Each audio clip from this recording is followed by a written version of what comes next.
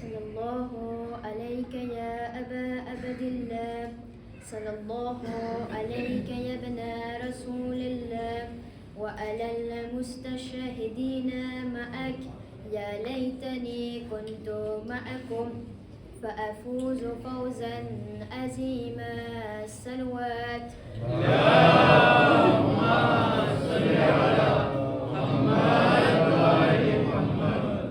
મોહતરમ ઇલ્મની પ્રકાશ શેખ યુનુસ હસન અલી સાહેબ, હાજરીને મજલિસ અને અઝાદારાને મજલુમે કરબલા, સલામુન અલૈકુમ વરહમતુલ્લાહિ વબરકાતુહ.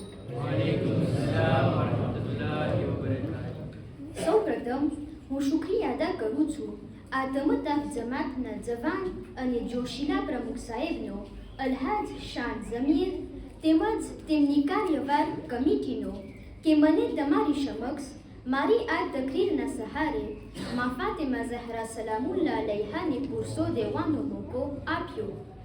બસ દુઆ છે કે અલ્લાહ સુબ્હાનહુ વ તઆલા લોકોની હર નેક હાજતને કબૂલ કરે, આ તમતાફ જમાતની ખિદમત કરવામાં ઓર તરક્કી આપે અને કોઈ ગમ ના દે સિવાય ગમે ઇમામ હુસૈન અલૈહિસ્સલામ. ઇલાહી આમીન. બર મુહમ્મદ વ આલે મુહમ્મદ સલવાત.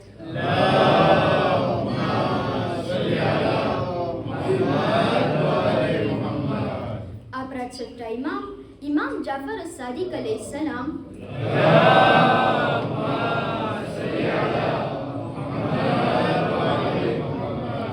એક ફેરે પોતાના સહાબીઓના મજમામાં બેઠા હતા અને વાત કરતા કરતા ઇમામ અલૈહિસ્સલામ ફરમાવે છે, એ મારા સહાબીઓ, તમને ખબર છે કે જ્યારે અલ્લાહ સુબ્હાનહુ વ તઆલા ઇબ્રાહીમ પૈગંબરને અને તેમના દીકરા ઇસ્માઈલને જ્યારે હુકમ આપ્યો કે એ મારા ખલીલ પૈગંબર, તમે મારું ઘર કાને કાબાની તામીર કરો, અને જ્યારે નબી ઇબ્રાહીમે કાબાને બનાવી લીધું, અલ્લાહ સુબ્હાનહુ વ તઆલાએ ઇબ્રાહીમ અલૈહિસ્સલામને હુકમ આપ્યો, એ ઇબ્રાહીમ, આ આયત સૂરે હજની અંદરમાં તમને મળશે.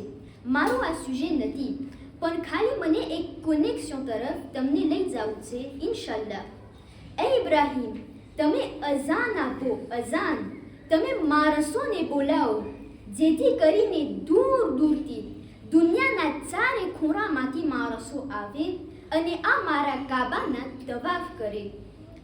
ઇમામ સાદિક અલૈહિસ્સલામ ફરમાવે છે કે નબી ઇબ્રાહીમ અલૈહિસ્સલામ કાને કાબાની બાજુમાં ઊભા રહીને આવાજ આપે છે, એ દુનિયાના ઇન્સાનો, આવો અને ખુદાના ઘરની ઝિયારત કરો.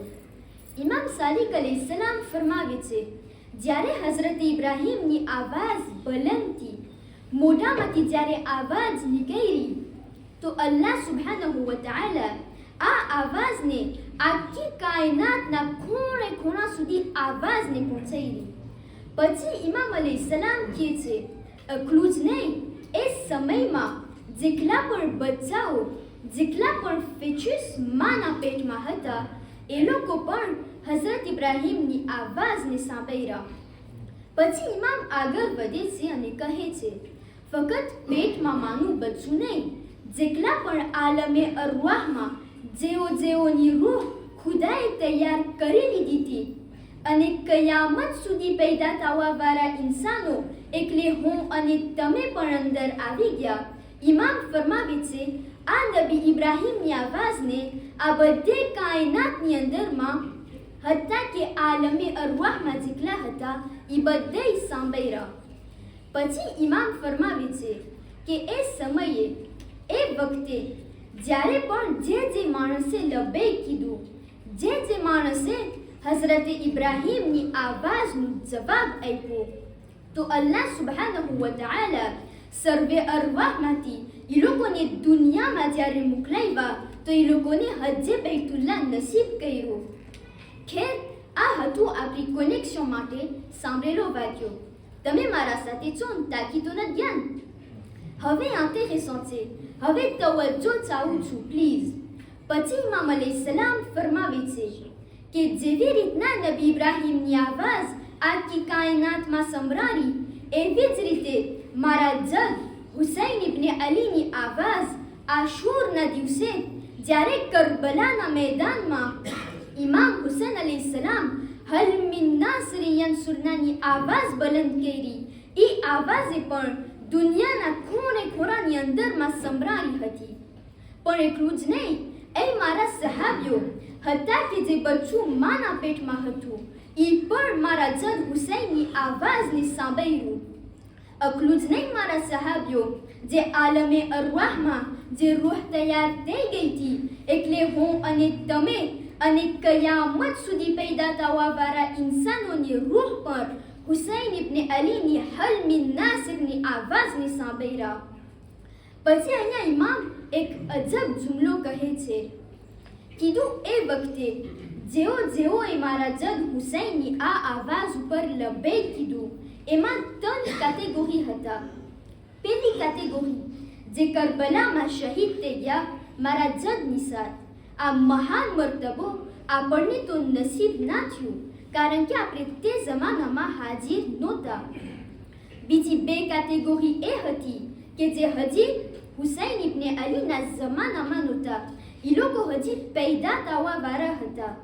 એ લોકોએ જ્યારે મારા જદ હુસૈનની આવાજ ઉપર લબેક કીધું, તો ખુદાએ આ લબેક કહેવાવાળા લોકોને દુનિયામાં 2 ખુસૂસિયત આપી. અઝાદારો સાંભળવું છે ને 2 ખુસૂસિયત બારામાં? ના, એમને નહીં કામ આવે. એક આવાજે બલંદ તરીન સલવાત કરીને મને જોશ આપો.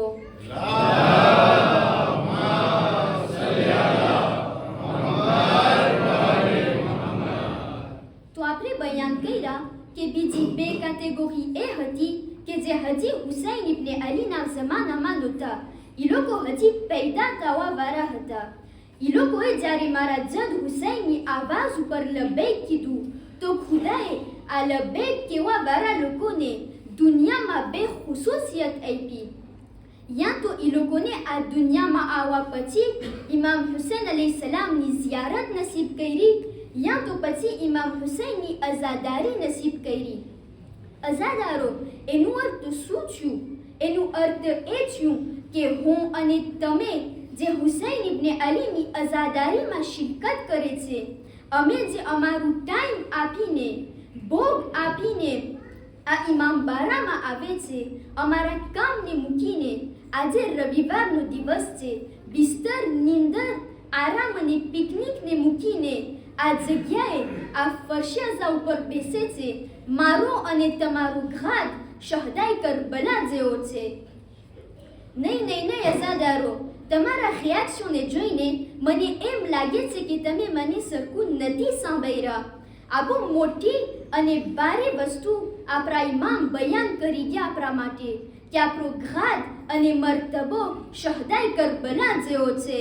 લબ્બૈક યા હુસૈન, લબ્બૈક યા હુસૈન, લબ્બૈક યા હુસૈન, લબ્બૈક યા હુસૈન. મુહમ્મદ વ આલે મુહમ્મદ સલવાત.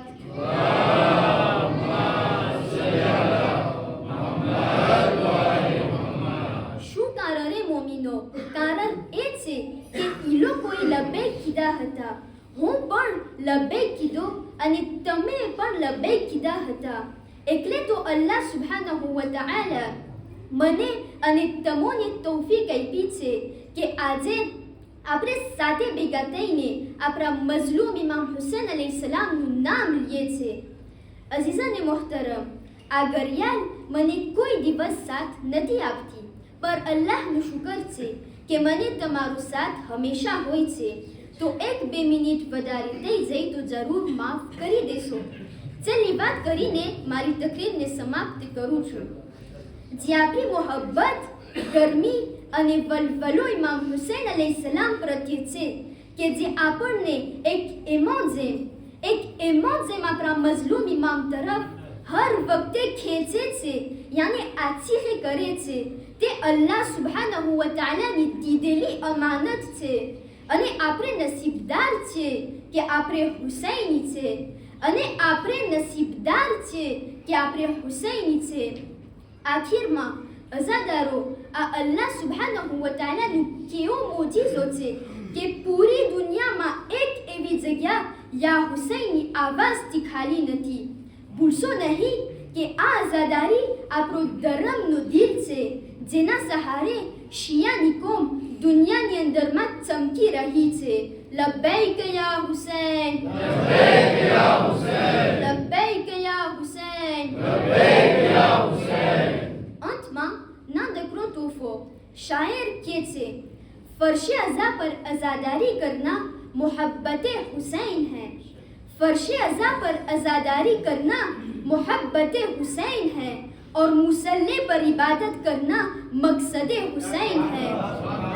चलो आ फर्श अज़ानी बरकतना वसीलाथी अल्लाह सुब्हानहु व तआला પાસે દુઆ માંગીએ કે યા અલ્લાહ અમારી નાની અઝાદારીને કબૂલ કર અને અમોને જનાબી સૈયદા ફાતિમા સલામુલ્લાહ અલૈહાની શફાઅત નસીબ કર. અમારા ઈમાનને સલામત રાખ. હરેક બીમારને શિફાએ કામિલા અતા કર અને તમામ શિયાને અલીને હરેક બીમારીથી મહેફૂઝ રાખ. અમારા પાક મુકદ્દસ જગ્યાને હિફાજતમાં રાખ. અમોને હજ ઝિયારત અને અરબઈન નસીબ કર. માશાલ્લાહ નજદીકમાં ઘણા લોકોને અરબઈની ઝિયારત કરવાની તૌફીક મળશે.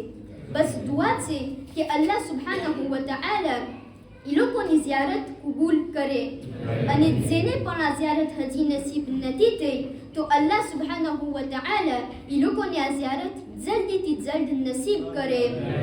અમારા તમામ મરહુમીનને બક્ષી આપ અને તેઓને જન્નતમાં આલી દરજ્જો ઇનાયત કર. ઇમામ ઝમાન અલૈહિસ્સલામનું ઝુહૂર જલ્દી કર અને અમોને એના સાચોમાં શામિલ કર. આમીન રબ્બલ આલમીન. સલવાત.